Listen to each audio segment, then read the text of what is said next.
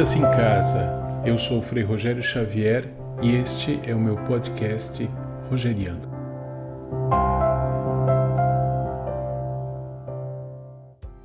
Eu gostaria de utilizar esse podcast de hoje para falar sobre uma temática bem clara, a questão da desumanização. Eu tenho algumas perguntas que têm me rondado e são provocadas ou por notícias ou por fatos que acontecem no meu cotidiano que me colocam a pensar. Por exemplo, como que nós somos capazes de aceitar a barbárie? Ou mais, como nós somos capazes de normalizar o sofrimento do outro? Essa pergunta, inicialmente, me foi provocada por uma coisa cotidiana. Caminhando pelas ruas aqui da cidade onde eu atualmente vivo, que é Roma, eu encontrei do outro lado da calçada da minha casa umas plaquinhas que são muito comuns aqui nas cidades da Europa, que são plaquinhas de 10 centímetros por 10 centímetros, feitas de latão, e que tem a inscrição das pessoas que moravam naquela casa e que foram levadas pelo sistema nazista. E em algumas dessas placas, além de ter o nome, a data de nascimento, a data em que elas foram levadas, presas, também algumas têm inscrições sobre a data de morte e até mesmo o local onde essas pessoas morreram. Bom, essa placa me impressionou e me levou a pensar outras coisas, que é isso que eu quero conversar hoje. Essas placas têm a data de 16 de 10 de 1943, o dia em que essas 4 pessoas, provavelmente uma família, foi tomada pelo sistema nazista. E dia 23 do 10, pouco mais de uma semana, do mesmo ano, elas foram mortas em Auschwitz. Auschwitz soa quase como um clichê quando nós falamos em desumanização. Eu fiz uma rápida pesquisa da quantidade de livros que são lançados com a temática de Auschwitz nos últimos tempos. E eu encontrei alguns assim, como O Violinista de Auschwitz, O Tatuador de Auschwitz, O Farmacêutico de Auschwitz, O Voluntário de Auschwitz, Sonata em Auschwitz, Bibliotecária de Auschwitz, Filha de Auschwitz, Irmãs em Auschwitz, Canção de Ninar de Auschwitz, O Enxadrista de Auschwitz, A Última Paragem de Auschwitz. Ou seja, o mercado está lotado sobre essa temática, então eu não queria cair no clichê. Só que, ao mesmo tempo, o Holocausto ele tem uma força que nasce da própria história do sofrimento dos outros, que faz com que nós pensemos essa história, né, da desumanização no Ocidente. E quando eu falo de desumanização, eu estou pensando aqui não só no caso de Auschwitz, eu estou pensando no caso do que aconteceu em Ruanda, do que aconteceu nos anos 90 em Ruanda, do que aconteceu nos anos 90 na Guerra dos Balcãs, o que aconteceu no Iraque há pouco tempo atrás, nos anos 2000, tudo aquilo que os britânicos e os americanos fizeram em Abu Ghraib, e outras questões mais, por exemplo, as ditaduras militares na América Latina, ou pensar também, além das ditaduras na América Latina, pensar Guantánamo, depois da invasão do Afeganistão. Ou seja, nós temos aqui uma quantidade imensa de questões para lidar com esse fato da desumanização. Uma coisa bastante interessante que eu li em Giorgio Agamben, esse filósofo italiano, é essa relação da vida. Como que você faz para desumanizar alguém? Você tem que tirar a humanidade dela. E como você faz para tirar a humanidade dela para a pessoa se tornar matável? Agamben distingue a vida em 2 partes. De um lado, nós temos a bios e da outra nós temos a zoé, a parte humana e a parte animal. Algumas pessoas no antigo direito latino, segundo Agamben, elas eram condenadas a viver na pura zoé, o que ele chama de vida nua.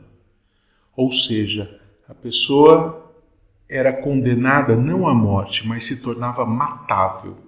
Se alguém na rua discutisse com essa pessoa e ela era um homo sacer, como é o conceito romano, ela seria, e matasse essa pessoa, não seria condenada, não seria absolutamente condenada.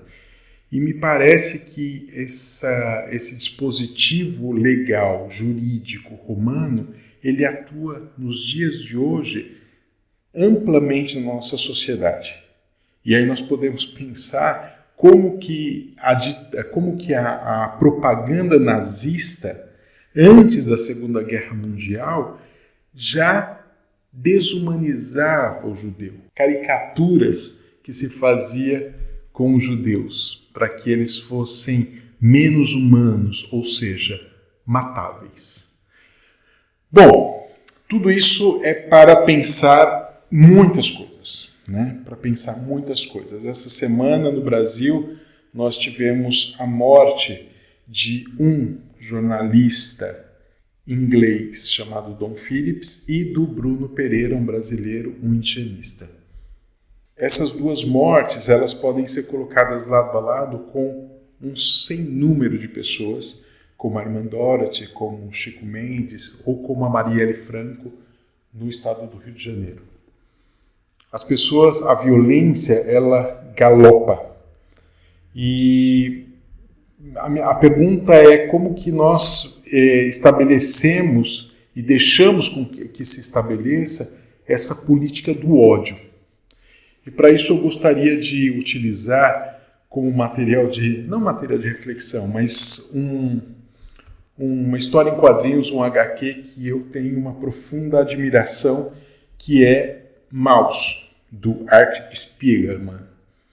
Esse HQ, que está à disposição em português, ele ganhou o prêmio Pulitzer.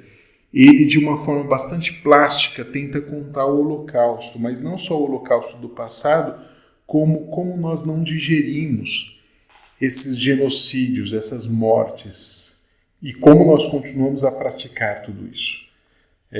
O Spiegelman, ele conta a história do pai dele, tem toda uma questão da relação dele com o pai, da relação com a história, da relação com o irmão que ele não conheceu, da relação com a mãe que se suicidou depois que saiu dos campos de concentração, e do pai que não sabemos se ele está vivo ou está morto. Ele está vivo, obviamente, na narração, mas ele perdeu algo, aquela brutalidade destruiu algo dentro dele.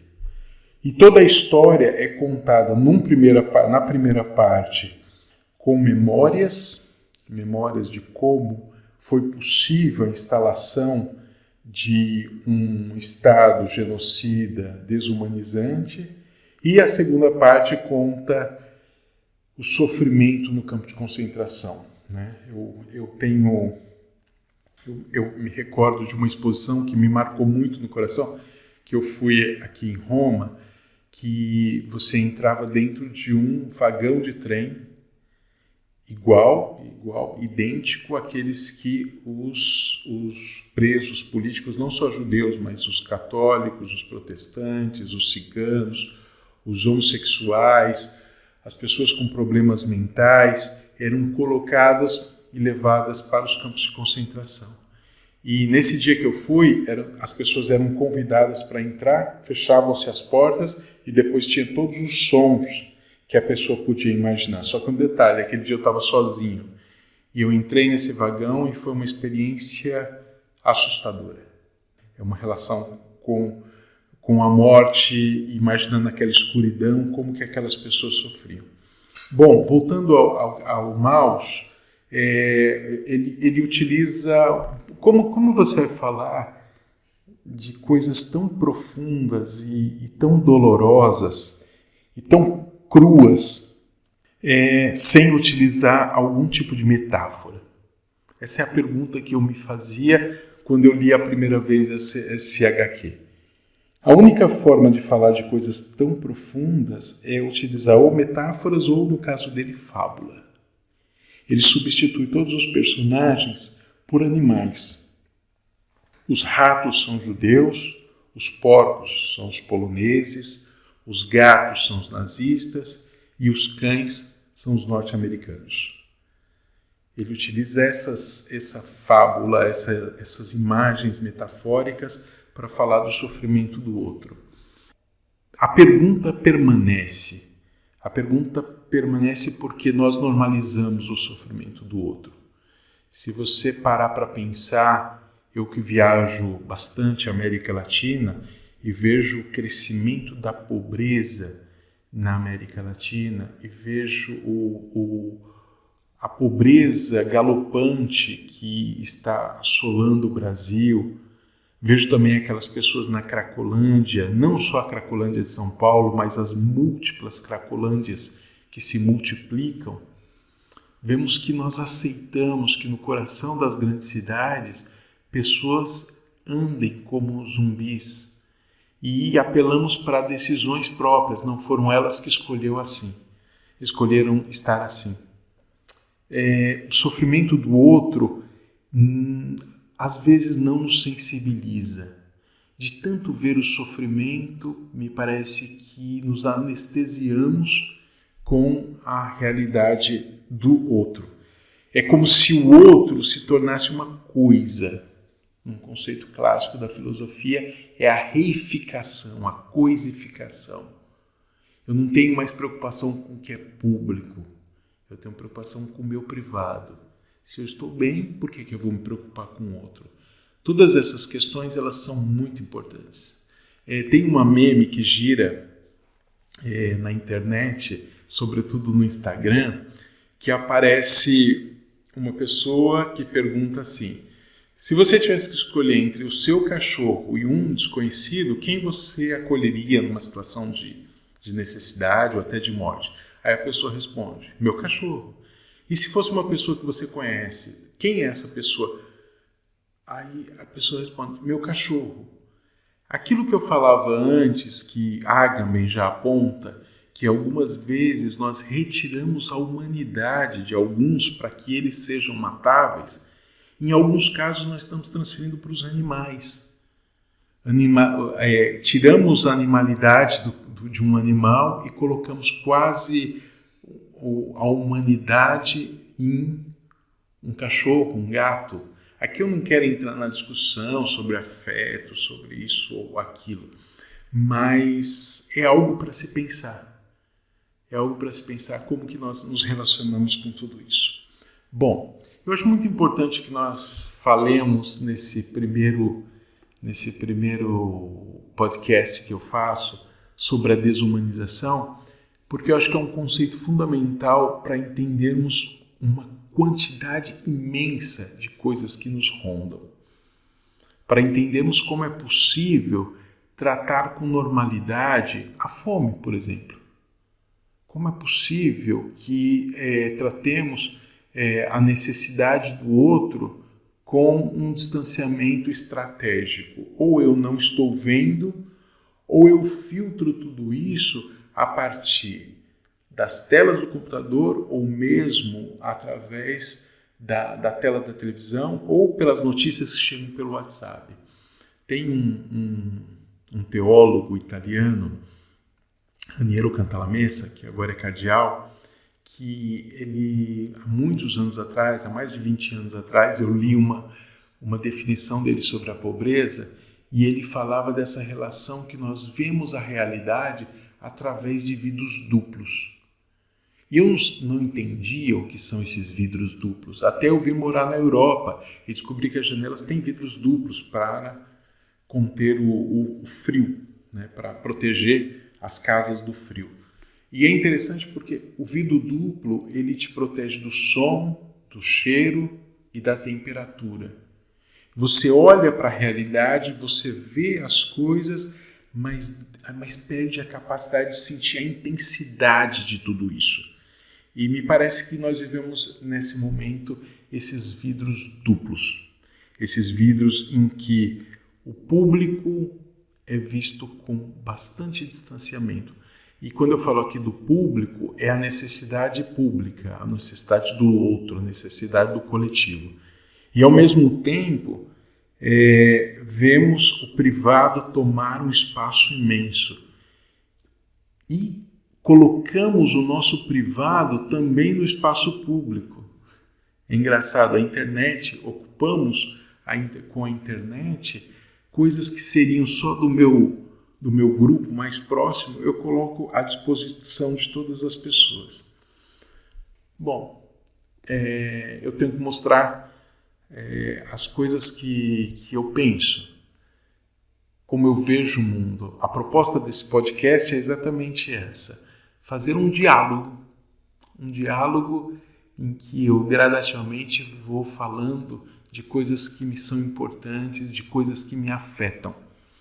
E de uma maneira leve também. Eu não tenho a mínima pretensão de esgotar os argumentos em um pequeno programa, um pequeno podcast de 20 minutos. Mas, ao mesmo tempo, eu tenho a pretensão, como filósofo que eu sou, como frade franciscano que eu sou, colocar a discussão. Eu gosto muito da ideia de que nós devemos ocupar o espaço público com as discussões que são importantes para todos. Se nós não fazemos isso, outros o farão. E farão com interesses muito privados, privatizando a ágora, o espaço do debate. E essa questão da desumanização, ela tem uma potência a ser explorada. Eu acho que em muitos momentos, nos futuros podcasts, eu retornarei a esse assunto, porque por trás da desumanização nós podemos entender como nós convivemos com o feminicídio, como nós convivemos tranquilamente com racismos estruturais, continuados, permanentes, com uma herança perigosa. Podemos entender, sobretudo aqui na Europa, como que os europeus lidam ou não lidam com a xenofobia. E como nós, em todas as partes, lidamos com todas as formas de totalitarismo, e mais particularmente na América Latina, com as ditaduras. Bom, a proposta é essa, está lançada a conversa, está lançada essa provocação para pensarmos. E pensar que tudo isso começou com 4 placas que eu cruzei numa calçada. 4 placas que eu já tinha visto em muitos outros lugares, em muitas outras cidades europeias. Mas essas 4 placas me fizeram pensar de uma forma muito grave, porque elas não são distantes, elas são minhas vizinhas. Aqui, diante da minha porta, do outro lado da rua, viveram pessoas que foram presas porque elas pensavam, talvez, como alguns foram assim, ou simplesmente por o que elas eram, pela raça que elas tinham, pelo credo que eles tinham. Pensar essas questões nos ajuda, de alguma forma e no limite, a não repeti-las. Eu sou Frei Rogério Xavier e esse é o meu podcast Rogeriando. Paz e bem.